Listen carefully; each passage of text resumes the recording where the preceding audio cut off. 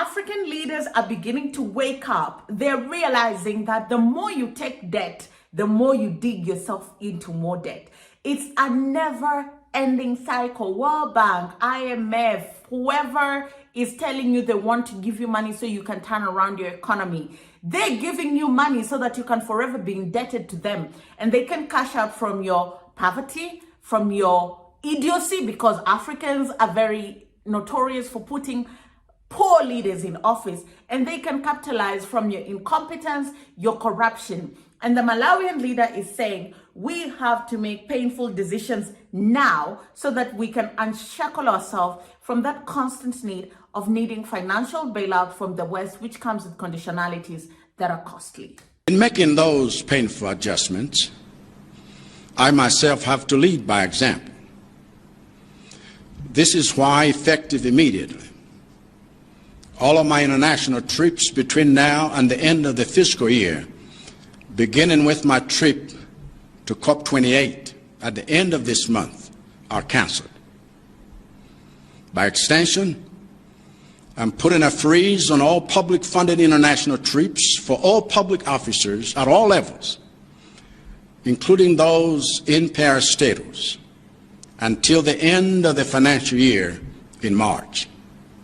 In fact, all cabinet members currently abroad on public-funded trips must return to Malawi with immediate effect. Hello there, how are you doing? Welcome to another episode of our conversations. My name is Ondiro Oganga. I am a business journalist by profession and a digital content creator. I love coming on here, having conversations with you guys about Black people, Africans, our empowerment, and how we can rise up and take our rightful place at the global stage. If you're new here, welcome.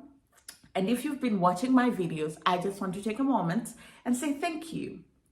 Thank you for watching my videos. Thank you for always returning. Thank you for being a part of the community of people that are always here. Thank you for always leaving comments.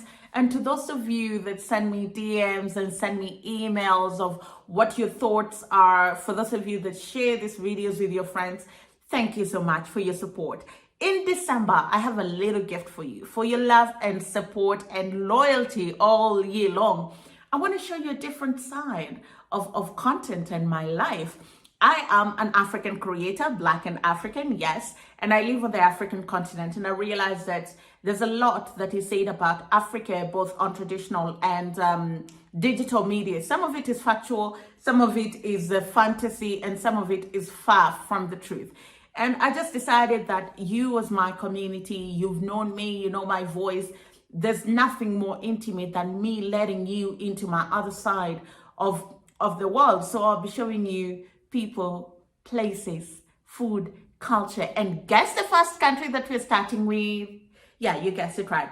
We will be going to Rwanda, and I'll be showing you everything that Rwanda has to offer from an exploration point of view. Without further ado, I want us to get into this video. This is a video that came as a shock and as a surprise for me. And I'll tell you why. Most of the time when African countries are going through a tough time, which is technically almost all of them, with the exception of very few, they're always very quick to run to the IMF, to run to the World Bank, to run to the China Development Bank, Exim Bank, Africa Development Bank, to ask for money, to beg for bailouts. And these things are not easy. You know, Zambia is currently in the process of restructuring its $3 billion Eurobond. It's such a painful and long process. Ghana already began its restructuring process, and people have taken 30 to 40% cuts on their investments. So it's always a very difficult decision. To go and look for money is hard, and to default on these debts is even harder. But it's a never-ending cycle, right? Because if you choose to borrow more to pay your debt and to find a way out of your debt, you're still indebted. It's just that we've postponed the inevitable. A couple of reasons why Africans are where they are, and I'm going to be very objective with this. You can disagree with me. Let me know what you think in the comment section. All factors constant, Africans are not doing a favor to ourselves. If we're being honest with each other, we're doing a big disservice to each other. Africans will suffer under poor leadership for 5 years, 4 years, some even 7 years, depending on the country, the constitution, and the election cycle. And they will say, oh, when elections come, we will choose differently. We'll make a different choice. Oh, we want development. When it's time to actually vote for that development, do you know what happens? We Africans develop selective amnesia. And I say, oh no, I don't remember the suffering being that bad. I don't think it's that bad. Oh no, everybody in the world was going through it. And do you know what we do in that moment? We retrieve in our tribal cocoons. We retrieve in party lines, you know, my person, our person. And we hope that by somebody who we have some sort of affiliation having power, then that proximity will benefit us. Majority of us are very corrupt in nature. We have nepotism embedded in us, and that is why we keep making the wrong decisions. When people come with the right policies, we do not want to look in their direction and vote for them.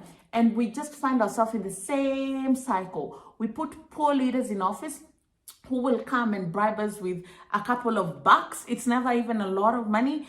And then the cycle repeats itself. That is just for the voter. For the people that vie for office, you genuinely know what you're getting yourself into. You know that this is a service position, yet you choose greed. You say, okay, the richest and easiest way to become rich on the African continent is the political route, because the systems and structures are not strong enough and they allow for looting of resources, right?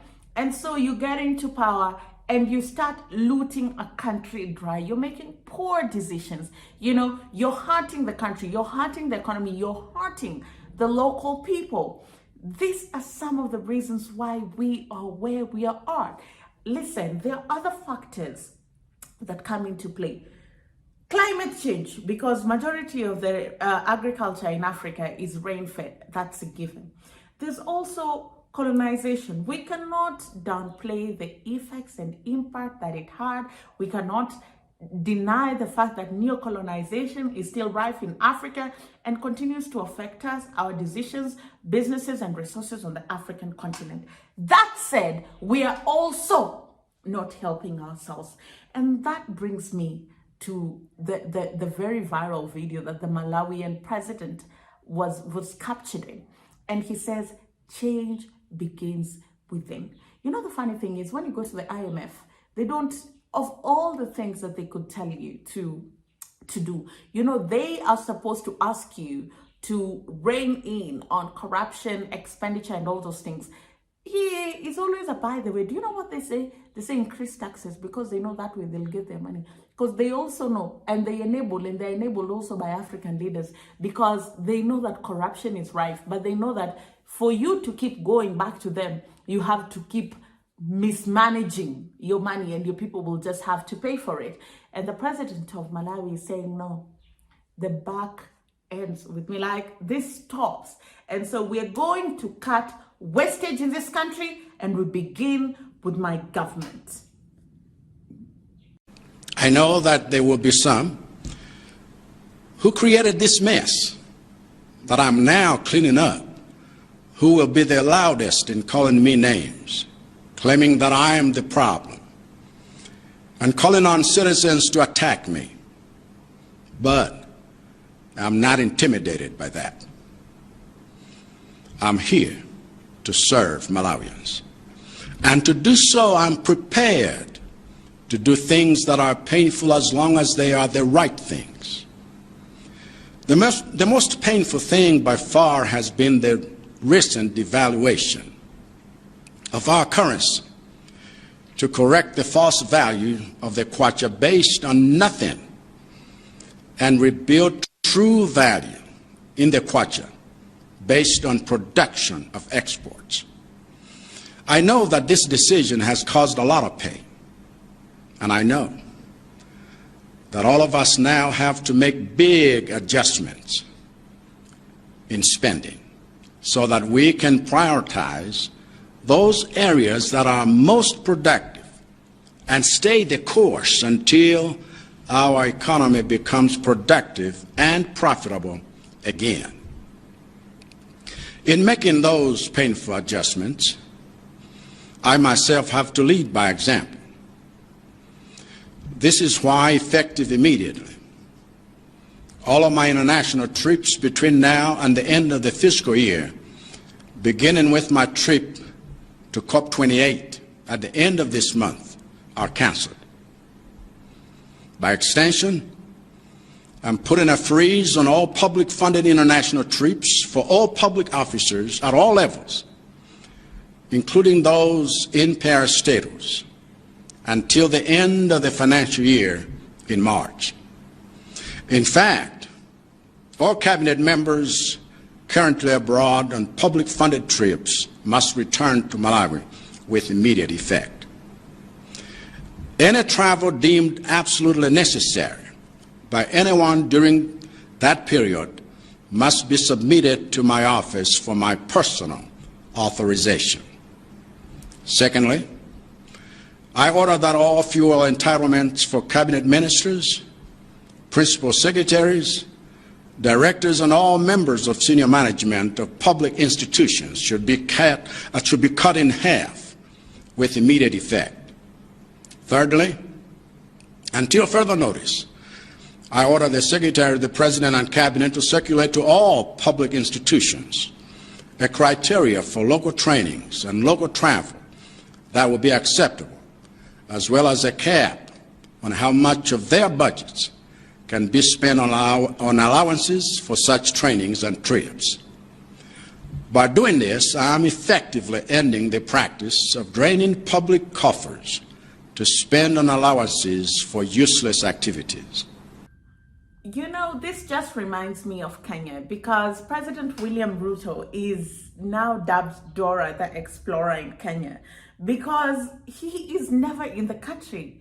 They are on trips. His administration and his people are constantly on trips. I know somebody that works in government that they take retreats even in the very city that they work in. If you want to know how wild this is, imagine as a doctor, a lawyer, whatever it is that you do, a waitress, a teacher, you go on a retreat to do your job. You tell your boss, so today I want to go and teach in Cancun or in Tulum, and your boss says, cool, and packs the whole classroom, and so class today is in Tulum. Why? Yet you have a classroom in Detroit, yet you have a classroom in Pennsylvania. Why? That is what African politicians technically do. They say, oh, we want to work, but we can't work in this environment. Can you take us to like a nice hotel by the beach so we can discuss how to do our jobs? That is the order of the day on this African continent. And it's good to see such an initiative coming from the top, because it means that somebody is beginning to wake up and seeing that that cycle of mismanaging resources only benefits the West. Because what do? You go and buy a German car, German machine. You think you're helping your economy. You're helping the Germans. And they look at you and they see you're a fool. First of all, the roads in your country, you cannot even use the German machine so you pack it for your ego. For what? For what? African leaders must wake up. And if they don't wake up, Africans must wake up and start putting sensible people in office. I think in as much as I'm not a big fan of many African politicians, we have to give credit where it's due and applaud the Malawian president for this bold move. Let me know what you think, okay? In the comment section, like this video, share it with a friend, and I'll see you again next time. Don't forget, in December, our very first African exploration vlog series is dropping on the channel. And we explore Rwanda, the people, the food, the culture. You know, I go to the market. I go and have dinner at a local home. I go see the parks. I go see the Genocide Memorial Center. Listen, it's going to be beautiful. I'll see you again next time.